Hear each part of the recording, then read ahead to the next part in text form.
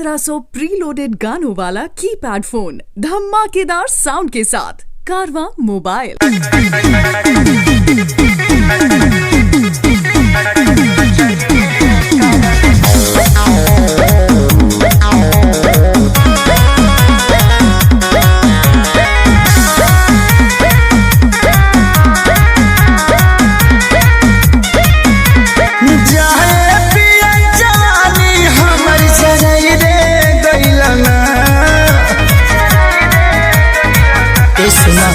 अरे जाए पिया जवानी हमर जराई रे गइलना।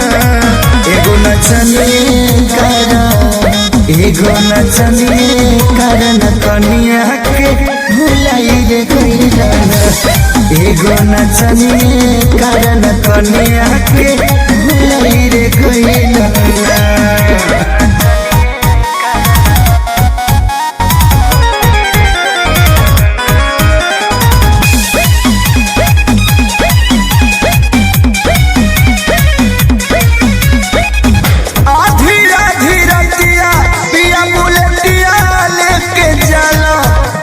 नचियो देखे जाला नाच के नशा में दूगो रोटियो नहीं खाला, दूगो रोटियो नहीं खाला।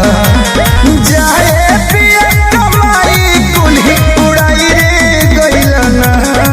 हाँ उड़ाई रे गइलना। एगो नचनी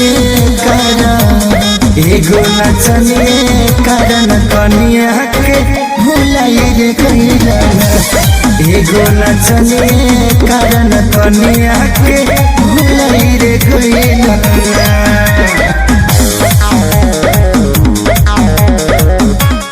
हाय फ्रेंड्स, एक बार आपको फिर से SM5 डांस की पाने के दिल से धन्यवाद। आपने वीडियो को बिना स्क्रिप्ट के देखा, हमें बहुत अच्छा लगा। साथ ही साथ आपने वीडियो को लाइक किया और अच्छा लगा।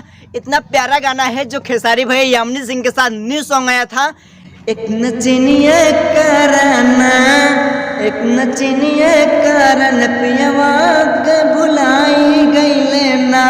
यह इतना प्यारा गाना है जो खेसारी म्यूजिक वर्ड पे आया था। यह खेसारी भैया का न्यू सॉन्ग था।